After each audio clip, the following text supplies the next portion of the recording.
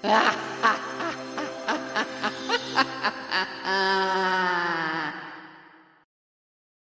बार की बात है, सोलापुर नाम का एक गांव था। उस गांव के पास ही बांस के पेड़ों का एक जंगल था।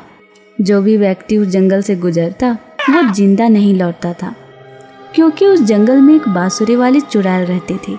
वो बहुत ही अच्छा बांसुरी बजाती थी। जो भी लोग उस बांसुरी का आवाज़ सुनता वो उनकी तरफ खींचे चले आता और फिर चुड़ैल उनका खून पी लेती थी। एक दिन चुड़ैल रात को गांव में आई। उस दिन अमावस की काली अंधेरी रात थी।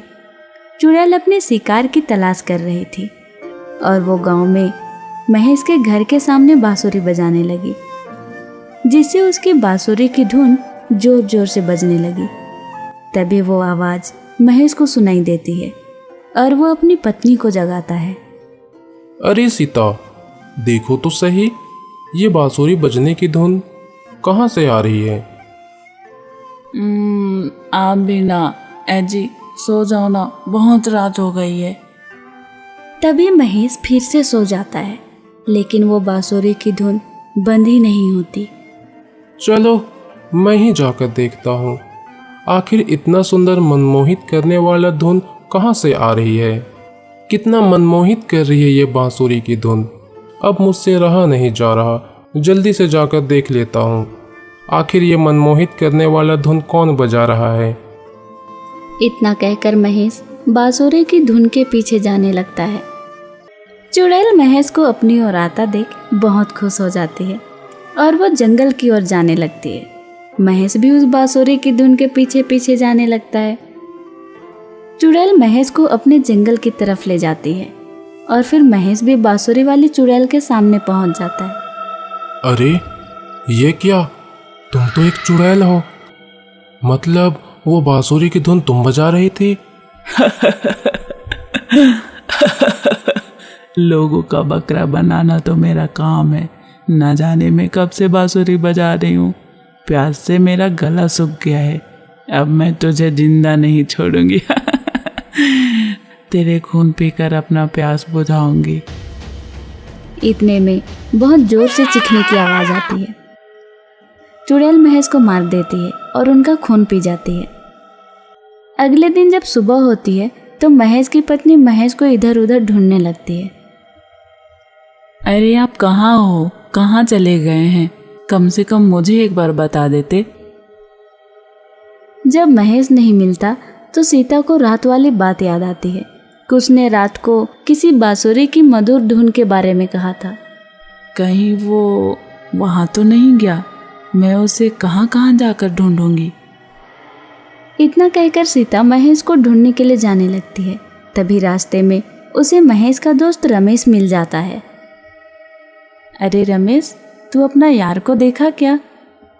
नहीं भाभी जी, मैं तो उसे कल से नहीं मिला हूँ, तभी तो मैं उससे मिलने आ रहा हूँ। क्यों भाभी जी, मेरे दोस्त घर पर नहीं है क्या? तभी सीता रात की सारी बात रमेश को बताती है। क्या बांसुरी की धुन, कहीं वो चुड़ैल तो नहीं? मुझे तो अभी से डर लग रहा है भाभी जी। अच्छा भाभी जी, हम एक काम करते हैं, हम दोनों ही मिलकर महेश भैया को ढूंढते हैं। कुछ देर दोनों इधर उधर ढूंढने लगते हैं। तभी अचानक बांसुरी की मधुर आवाज आने लगती है। हाय मैं मर जावा, कितना मनमोहित बांसुरी की धुन है, पर ये आवाज़ कहाँ से आ रही है? मैं तो मर जाऊँ इस गीत पर।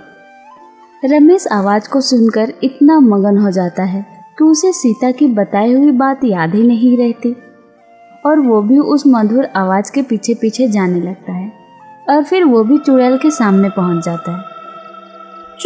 चुड़ैल, अरे भागो रे, ये तो चुड़ैल है, अपनी जान बचाकर भागो। कहाँ जाओगे? मेरी मधुर धुन तुम सबको खींच कर ला ही लेगी। इतनी मधुर बांसुरी की धुन तुम बजा रही थी? हाँ, इस बांसुरी की धुन से ही तो मैं तुम सबको अपने वश में कर पाती हूँ। जान बचती है इस बांसुरी पर मेरी। अब मैं तुम्हें भी नहीं छोड़ूंगी। चुड़ैल रमेश को मारकर उनका खून पी लेती है। इधर सीता छुपकर सब कुछ देख रही होती है। वो चुड़ैल की डर की वजह से जल्दी से घर आ जाती है और गांव के मुखिया और बाकी सभी लोगों को घटित बातें बताने लगती है। आयरी मोरी फूटी किस्मत, उस दिन उसका बात मान लेती तो शायद ये दिन नहीं देखना पड़ता। भाइयों, हमारे इस प्यारे से गांव को चुड़ैल की नजर लग गई है। अब जब तक हम इस समस्या का हल नहीं ढूंढ लेते, कोई भी बाहर नहीं निकलेगा। सब अपने अपने घर में अपने परिवार के साथ रहेंगे। लोगों का खून पीने में बड़ा मजा आ रहा है। उसके बाद चुड़ैल रात को गांव में आती है और बांसुरी से मधुर धुन बजाने लगती है। उसकी आवाज़ सुनकर मनमोहित होकर उसके पास दो लोग आ जाते हैं और फिर चुड़ैल उन लोगों को जंगल की तरफ ले जाती है और उन्हें मारकर उनका खून पी जाती है। फिर अगली सुबह सभी लोग मुखिया के पास जाते हैं और सारी बात बताते हैं। अगर ऐसा ही चलता रहा तो एक दिन हमारे गांव में सारे लोग खत्म हो जाएंगे। कुछ तो करना पड़ेगा इस चुड़ैल का।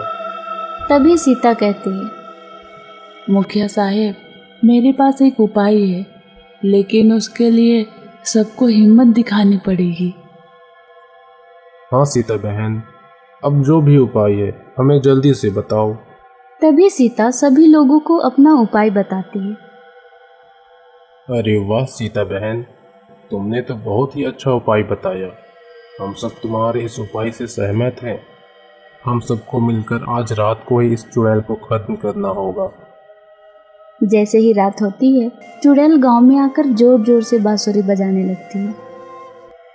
आज गांव के एक लोग भी नहीं आ रहे। मधुर धुन बजाती हूँ, सब दौड़े दौड़े आ जाएंगे। ऐसा कहकर चुड़ैल बांसुरी बजाने लगती है। गांव के सारे लोग एक हवन में इकट्ठा होकर खिड़की से देख रहे थे। तभी मुखिया कहते हैं, चलो भाइयों, यही सही समय है। सभी लोग एक साथ चुड़ैल के सामने आ जाते हैं। देखो मेरा कमाल, एक ही धुन पर सारे लोग आ गए। आज तो मजा ही आ जाएगा। तभी एक औरत कहती है, हम लोगों ने तुम्हारे क्या बिगाड़ा है? क्यों तुम लोगों को मार रही हो? तभी चुड़ैल जोर जोर से हंसने लगती है। चुड़ैल को हंसता देख सीता झट से उनकी आंख में मिर्च का पाउडर फेंक देती है। तभी उनके हाथ से बांसुरी नीचे गिर जाती है और सीता जल्दी से जाकर बांसुरी को चुन लेती है। ये क्या? तुम सबने मेरी आंख में तो तुम सबको जिंदा नहीं छोड़ूंगी। मेरी बांसुरी कहाँ है? मेरी बांसुरी कहाँ है? मुझे मेरी बांसुरी दे दो। तभी सीता कहती है, क्यों चुड़ैल, तुम भूल गई? तुमने ही तो कहा था इस बांसुरी पर मेरी जान बसती है, तभी तो हम लोगों ने तुम्हें मारने का योजना बनाया। चुड़ैल को हमने कहते हुए सुनी थी कि बांसुरी पर इनकी जान बसती है। अगर हम किसी तरह बांसुरी को छीन लेते हैं तो वो चुड़ैल हमें दोबारा कभी भी परेशान नहीं करेगी। नहीं, ऐसा नहीं हो सकता। मेरा बदला अभी पूरा नहीं हुआ। मैं वापस आऊंगी, जरूर वापस आऊंगी और फिर तुम सब से अपना बदला लूंगी। तभी सीता उस बांसुरी को तोड़ देती है। बांसुरी के टूटते ही चुड़ैल मिट्टी के ढेर हो जाती है।